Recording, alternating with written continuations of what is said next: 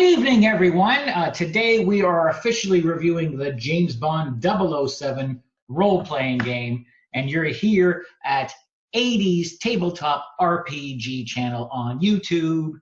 So yeah, we just finished playing, and we played with Patrick Casey. The links will be below if you guys want to watch the entire long game that we played. But if you just want a review, you come here. So first impressions, Patrick Casey, like, dislike, okay. First impressions. Yeah, I liked it actually. It's odd compared to modern role-playing games. You've got that chart on the front of the character sheet. Mm-hmm. There's, I think, from the GM side, a little bit of maths, Mm-hmm. which means I will never be running it. Yeah. But yeah, no, I mean, it kind of captures the spy aesthetic quite well.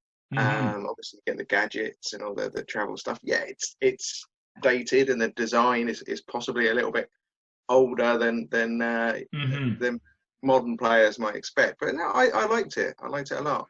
Yeah. What I like about it, first off, right there, is that you just need this. That's the entire game. Yeah. You know? I'm really tired. Like, whenever you have to buy a lot of stuff, I'm always like, oh, you're just going for a cash grab, you know? Yeah. You don't have to buy special dice. It's Mm-hmm. I think was it a couple of percentile dice and maybe a D6. I think is there for some of the damage stuff. But Oh, with this game, it's 2D10s, yeah, 2D10s, that's D100, it. right? That's Perfect. it. Yeah. Yeah, that's Yeah, all you you haven't got to need. go and buy a set of. I think there's something where you need a D6, but everyone has D6. Now that you said that, there was something that involves D6s, but I don't remember even needing them, so I can't Didn't come remember. up in the game. Didn't come Yeah. up in our session at all. So yeah. Yeah. So the Yeah. one So thing yeah. I also like about it is that it's a universe that people are familiar with. So, Yes. 21 movies? Is there 21 movies now? Oh, that's probably more than that now. Yeah, is there It's even more than yeah. that? Yeah. Yeah, and of Okay. course a new one on its way very Yeah, soon. and my wife who played with us, Cara, she'd never really seen one before, so we watched a couple of movies first just to get it in her head, like, oh, is that okay? Yeah. Sat down. Yeah, everyone knows. I mean, everyone knows who Bond is, even if they're not, Yeah, in particular, a fan of the yeah, franchise. I think most people have seen at least one film, yeah, and that's all you need. You're right there, and most people are familiar with spy genre anyway, exactly. really, Yeah, even yeah. if it's not When specifically Bond. Yeah, that's very true too. The other interesting thing is, so let's start from the beginning. So you make your characters. There are characters you can play. That's the other good thing too. With the book, they do have the actual James Bond you could play. You could play Felix Leiter. Yeah, yeah. Couple. I think they've got stats for people like Jaws and a lot of the Yeah, sort of they're all major in it too. hits. Yeah. So if Yeah, for the first time players that are playing it, you don't have to make your own character. You could just be James Bond. There's a tiny adventure in there too, so you just need this. You can actually play the tiny adventure yourself. You could just, for practice, I played the tiny adventure just by myself. oh, nice. Yeah. So, that's a way to get the things rolling. And also, they did have modules out which were all based on the movies at the time that it came out. Yeah. So you could do Never Say, no, not Never Say Again. You Only Live Twice, Man with the Golden Gun, Live and Let Die. You can basically play. And what was good about the modules is that they changed it a little bit so that, Nice. if like me, I've seen Live and Let Die so many times. So if I was a player, I'm Yeah, like, well, obviously Mr. Big is also, yeah, Tananga, yeah, you know what I mean? It's the same person. I know that. So yeah, they change it a little so it's not so obvious about that, like, okay, we're going to go fight Jaws. Anyone got a magnet on them? Like, we know what Jaws does. exactly. Yeah. And I think that's the thing that we didn't. We did. It's good that they're out there or were out Mhm. there, but probably difficult to get hold of now. But yeah, we didn't need any of them because I think if I remember rightly, for my copy of it, there's lots of locations in there, Mhm. like the typical kind of Bond locations. Yes. I think Las Vegas, Monte Yeah. Carlo, Yeah. you know, all that Jamaica. kind of stuff. So Yeah. Yeah, which is also the theme of Bond too, to go to these exotic locations. That's also part of a Bond movie, isn't it? There, well, that's it. Yeah, yeah. I can't remember a Bond movie that takes place in the UK. Well, I think that's part of because I think MI6 there are external threats. That's and true too. MI5 are Very true. internal. You're right. So, so I think some of the more wonderful. MI5 is internal. MI6 is external. That's how it works, right? That's what, if I remember rightly, yeah. Yeah. And I think that some of the more recent films have had a few noticeable locations in the UK. I wonder if that's because there's some sort of funding if they film, like, because a lot of it, you're like, oh, I recognise the Thames. There's the, they've got recognisable landmarks. Yeah. But yeah, the older films, it was all about getting out and about exotic locations. Yeah. So in this game, I did something that I don't normally do, is I made 4 characters for everyone to pick. And in the book, I'll put it up on the screen. I won't bother showing it now. There was an example, which is great too. I think they all do this. They all show an example character that they make, don't they? Most of them, yeah. Yeah. So all I did was take her stats. It's Alison Steele, that's her name, the agent, the rookie as well, like you guys were. And all I had to do was basically copy what she had and then just kind of, morph it into your characters. Nice. So like the stats, there's 5 stats. So basically, everyone got a 12, a 10, an 8, and 2 6s. And then everyone was allowed X amount of skills at usually the 5 to 8 level. When you're a rookie, they're usually at the 5 to 8 level, and then the various gadgets and stuff like that. But it's a point system, right? Which I don't like. I prefer rolling the dice. That's the only thing I don't like. It's a point system. But a newer player who doesn't really understand a point system, because it is quite complicated. Like you said, the math was just like, like a 12-year-old kid or something might be like, I don't know, there's too much math, right? All you have to do is take that rookie character that they've made for you and basically just copy it and change it where you want that character to excel in. So they have that example, at least, for people who are struggling with that. Yeah. Yeah, which is good. I mean, because that's the other thing, of course, is the game. You'd think as soon as there's a James Bond role-playing game that you're all playing 00 agents, License to Kill. But no, this game, I like the fact that you start as rookies. Yes. And you can progress. It's not just, okay, well done, there's your gun, off you go. Yeah. Because the other thing, of course, with it being a role-playing game is you do need more than one person. You can't have, well, you're playing James Bond, you're playing the contact that he meets up with, and you're wearing a dress and you'll just follow him around. Or if you had to play it, it's like, well, one person gets to be James Bond and everyone else is like Holly Goodhead and Coral. That's it. Yeah, that's it. So I like the way they do that. I guess it would be difficult, but not impossible, to have 4 00 agents all going on the same mission. Yeah, it's the modules are really cool. So the modules recommend 4 rookie players, or 2 agents, or 1 00. Ah. And then in the modules, it does say, okay, like 1 assassin shows up, unless there's 4 rookies, then it's 4 show up. However many players are playing, there's 1 for each, which I think gets a little bit predictable. Even when we played, I was like, okay, I guess 4 muggers come up to you. Yeah. Yeah, because you got to have a chance, but at the same point, yeah, really, I suppose. I don't even know if 4 muggers would hang out together. I'm sure, but yeah.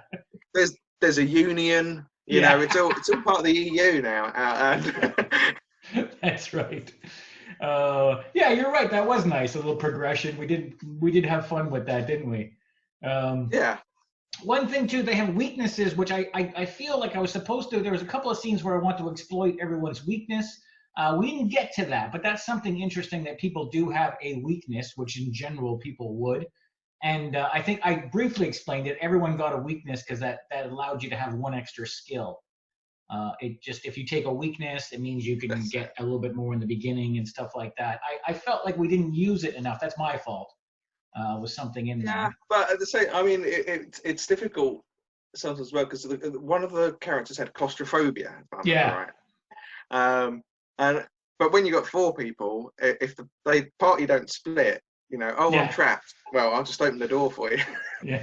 That's the end of that. But yeah, I like that, because Bond. It's become a sort of a typical thing now to say about Bond, about the amount he drinks, and he's always, we had that. Yeah, seduction for the he can't resist the ladies, that kind of thing. And to actually incorporate that as a game mechanic in the idea that yes, your characters have got some kind of a flaw. I guess that, and I don't think they go into it too much, but I guess it's kind of also represents a way that the character might blow off steam a little bit because of the dangerous profession of a spy. I think in the more modern games, they would kind of use that more as a mechanic for that point of view. Yeah, I think it's just the Bond. I think it's just the Bond universe. Yeah. You know, there always is, the bad guy always seems to have an attractive wife that apparently doesn't mind cheating on him. Yeah. There's always, I don't know how many movies have gambling, a form of gambling in it. You know, quite a few of them have a gambling scene. Yeah, it was just part of the universe. But like you said, it, you know, it adds to it. And some of those exotic locations, like we use Monte Carlo, people go to Monte Carlo to gamble, so that's the cover, you know. So yeah, that worked out quite well. Yeah, no, so I like the way that they incorporate that into it as well. And sorry, we skipped over this. So was that okay? Because I mean, everyone was allowed to choose a character. So I basically made 4 characters, and everyone was allowed to pick one.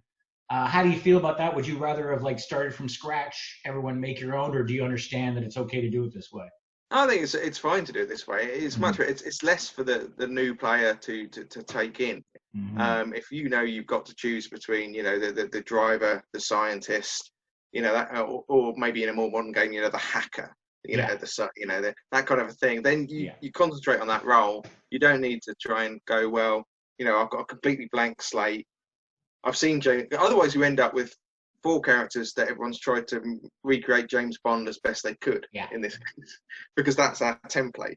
But if you've just got a choice, that's your role, then I think it's easy, it's straightforward, and then you just got to concentrate on, well, what's on the sheet, what can I do?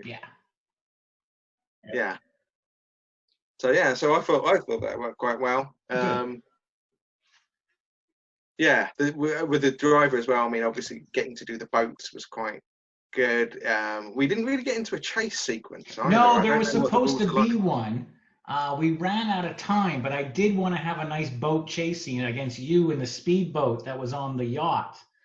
And there was a few glitches, and you know, maybe we'll do it over 2 days if we do it again. And then that way I'll even have a bit of a gap to say, oh, I forgot to do that, or I forgot to do this. But cramming it all into one session, you know, I was even like, because you had a piloting skill, and they have the coordinate, they have all the, sorry, not the coordinates, they have all the information for Little Nelly. Remember Little Nelly? Yes, the little, they have the little helicopter. Too. Yeah. So even quite a bit that could have been put in there wasn't, for time reasons. That's the other thing too. You can't have everything in one go here, you know. But yeah, there is information about chase scenes. It is a little bit complicated, but it's just kind of damages the way it goes. I quite like, speaking of damages, I quite like it. It's weird because like when I play something like Dungeons and Dragons, I understand the hit point system. Yes. You know, so the hit points. What I don't like is that, you know, if you start off with like 25 hit points, say whatever level that would be, when you go down to 1 hit point and you're still attacking, I'm like, well, no. Well, I think it's also for me one of the things that because I mean I started playing Dungeons and Dragons. Yeah, of course we all did. It's the kind of gateway, isn't it? Yeah. But it never made sense to me that at level 1, for example, a dagger that does 1d4 damage could almost kill me. Yeah. But a few months later, I'm level 6, and I just don't even think about it. Yeah, like 6 daggers couldn't even take you down. Yeah. Yeah. I know. So, and that's what I like about this kind of system. Because the Star Wars, the old West End Games D6 version, uses a similar thing where you've got, you know, you're stunned, wounded, incapacitated. So slowly you get, you get chopped down slowly. Yeah.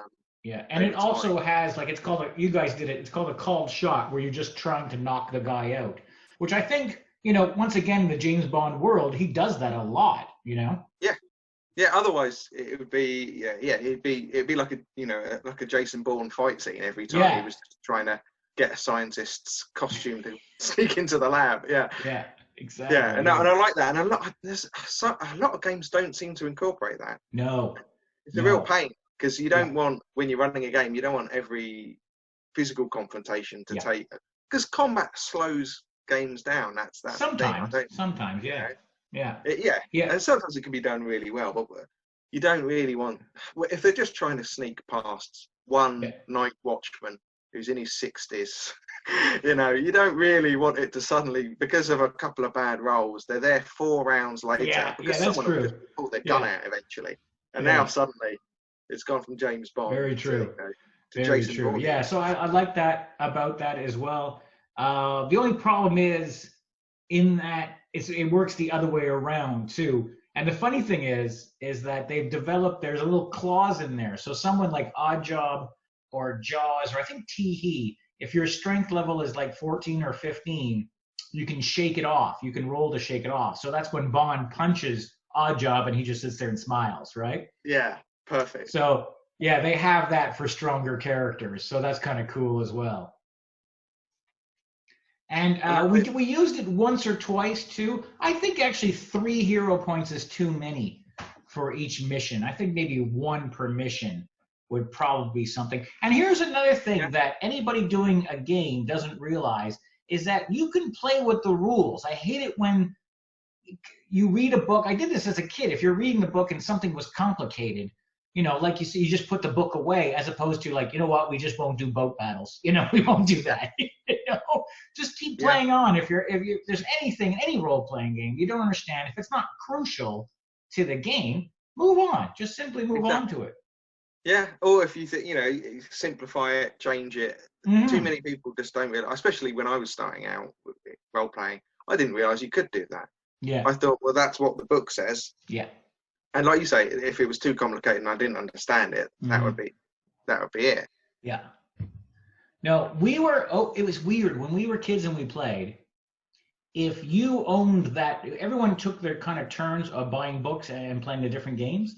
So if only you had it, it was easy. But it's like if I had it and then you had it, and I was like this, there would be so many arguments like, no, that's not the way. And it would slow down the gameplay so much. Yeah. Because it should be GM's choice. Look, I'm the GM. My choice is that we're not doing it that way. It takes too long. That's it. And it's so lucky too, because we just touched on it, but luckily Andy had terrible rolls. Is the seduction is so long? It's 5 different things. The seduction, and it just slows down the play. And then like it can get like weird, especially when we were kids. We're like 12, 13 years old. Yeah. Yeah. So you're supposed to do like I think it's like, oh, here it is right here. So it's like, there it is. It's like the look. That's simple. You take a look over. The opening line. So I remember like there's a bunch of young teenagers trying to say, hi, baby, or what would James Bond say, Yeah. And then it's witty conversation. So, you have to come up with something. Beginning intimacies, which I guess is the first kiss or a nudge or something like that. And then I love number 5 is just where and when. Yeah, that could definitely do some changing. It's not bad sometimes in which like if the main villain is female or male and if it's an ongoing process. Yeah. So if it's crucial to the plot and like you take a look at her across the casino and then the next day, oh, I saw you in the casino last night. No, she's looking at me. And then the next day, so it breaks it up. Yeah. But I just remembered, arguing as a kid where I said, well, what's your opening line? And the guy's like, I don't have seduction. My character has seduction. I'm like, oh, I know, but you still have to say something. I have to judge it by that. And yeah. Especially when you're 15. I mean, yeah. Have to talk to the opposite sex anyway.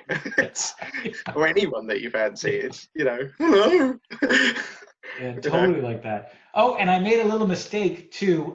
Experience points, and that's how you buy more skills. So if we play this again, it's only 750. Everyone only got 750. It's weird. So every mission you do, you get 500 experience points.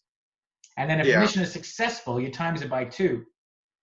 So everyone got 1,000 that I thought, but then I forgot to read the fine print. If you're a rookie, it's only 3/4 of that. Oh, wow. Yeah. Yeah, Andy wasn't too happy when he found out. and that's that's what I like. And that's another thing that kind of like that would make sense because if you guys work for MI6, you go and do a mission, and they're like, okay, you guys are good, come back, we're going to train you in other fields. Yeah. Or Andy can come back and like say, oh, my seduction was terrible. Okay, we have some seduction courses. I don't know how they do it in MI6. Get a motivational speaker in. Yeah. Taking on some speed dating courses. Yeah. Get someone to review his Tinder profile. There you go. 1983. Oh, by the way, I had to look up what Baby Sham was. I forgot to tell you that. I remember seeing adverts for it all the time when I was a kid, and I had no idea. I'd never got to try it. I think it had gone away long before I was of legal drinking age. I found a photo online, so it's in there. You'll see it when we put it together. Yeah, it'll be in there. So, going back to the hero points thing, what's odd about that is that is a mechanic that you see more in modern games. I hadn't remembered it was in Bond, but a lot of games nowadays have like inspiration tokens, they might call it. The newer Star Wars game has I can't remember if they call it fate points or whatever, and that has the mechanic whereby they can be sort of light or dark. So for the light side, that's the players can spend that. But by spending it, they turn it over and it becomes a dark side. So now the GM can use it. Yeah. So hero points is. I was actually, when you explained the mechanic, I was surprised it was in a game that goes so far back. 1983. Yeah, for sure. Yeah. You're right. That is a new D&D thing, inspiration points. I think it's good because it just gives the players the edge. And I mean, like when you roll for an NPC and he has like a kill, you're like, oh god, the player's dead. Like, like, so like, I use my hero point. Okay, you have a medium wound. You're not dead, and it gets you out of that. But nobody used 3, maybe even 2, 1 or 2. I think. I don't think 3. And I think maybe that's because people assume that they're going to need it at the end, so you kind of want to hoard it until the final confrontation. So I think more modern games they tend to award them as the game goes on as well. So there's always a chance. Yes, I've spent my my inspiration or whatever, but there's a good chance I might earn another one. And I think it gives the GM then room to sort of realise, that they've had a hard time getting here. I might award a few. Yeah. Okay. Any final thoughts on it all? I personally, as a GM, like I said, I like how it's one book. It's all simple to play. Like even if you didn't understand the point system making up of characters, they give you an example. You make up the characters. You get a bunch of people with British accents to play it. Yes. And it's all right there for you. That's what I like about it. Self-contained. It's got its own world. I give it a definite thumbs up of a game, even by modern standards, I would say. Yeah, definitely. A lot of the stuff it seemed quite innovative for the time, and it's definitely can be found in modern games now. I think the book has got a lot of information in lots of different vehicle types, lots of different guns, and I would say lots of different locations that you would have seen, in the modern films, because of course people back then couldn't look it up on Wikipedia. Yeah, exactly. So I know a thumbs up for me as well. I think it's certainly worth a look if you can get hold of a copy. Yeah, they're not that bad actually. Mine was only £12 on eBay. Nice. Yeah, that's it. Yeah. All right, that's been our review. 2 thumbs up for James Bond, the role-playing game from 1983 from modern day gamers. I don't know if that's what we are. I don't know. I'm not sure. Old games. Oh, that's right. Don't forget to like and subscribe to our channel and click the bell so the bell will go off every time something's new. And we finished our first game of James Bond's. Like I said, it's going to be below. The whole thing will be there. I might make a shorter version of it because it's really long, so I might make a shorter version that people can just watch, like a trailer of it as well. And then everyone seems to want to play again, so we might have another mission one of these days for our 4 rookies. And thanks, Patrick, for doing the review with me, and I'll see you soon. No worries. Take care. All right, buddy. See you later. Bye. All right, I am back. I just watched the review and I realized that we didn't go over any of the combat sequences. So this is what Patrick was talking about, that there's a lot of maths to be done. So we'll just take an example for you of the character provided, Alison Steele, and we'll pretend she's shooting at somebody.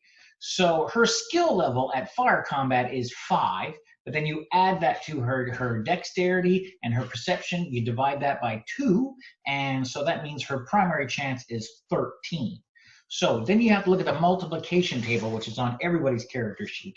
So you go down to 13, and then it's the ease factor. Now the ease factor is whatever, basically how easy the factor is? No, how easy the shot is going to be in this case. So she's got, usually you start off at 5. Everything starts in an ease factor of 5. Her gun, the Heckling Koch VP70, has a +1 modifier, so she's going to go to 6. So if the person who she's shooting at is closer, it would be easier. If it's further away, it would be harder. If they're running or if Allison is running, it's going to be harder that way. If the person she's shooting at is 3/4 covered, it's going to be harder. If Allison sneaks up on the person, it's going to be easier. You know, so that's where the performance primary chances. Sorry, no, that's where the ease factor gets higher or lower. And those are examples of those in the book to explain to it. So let's just say it's a regular range, stuff like that. So if her primary chance is 13, the ease factor will be 5, but her gun is very good, so it gives a +1. So that means 78 would be her ease factor. And then we go to the quality results table. We look for a 78, and it seems that she needs to get under a 40. So let's pretend she rolls a 15, which is a very good quality rating, and that comes to a 2 level. Then all you have to go is go to the damage chart. So you go over to the damage chart, and her Heckling Koch BP70, if normal fire, is an F, the damage chart. So F at a 2 means a heavy wound. So her shot just caused a heavy wound. She's got a speed, I think, of 2, does she? Yeah, she's got a speed of 2, so she gets another shot off. So another light wound will put that person incapacitated. A heavy wound will kill them, but that's just her first shot. She just caused 1 shot, heavy wound. So there is a little bit of maths involved when you do that kind of stuff. But, I mean, that's just how the game is set off. You actually have to roll low, which some of the players had a problem with because everyone's used to rolling high in other games. But once again, it's just how the game works. It makes it more unique that way. But otherwise, if you got basic math skills, you should be fine in that department. All right, that's the end of the review. Thanks again for watching.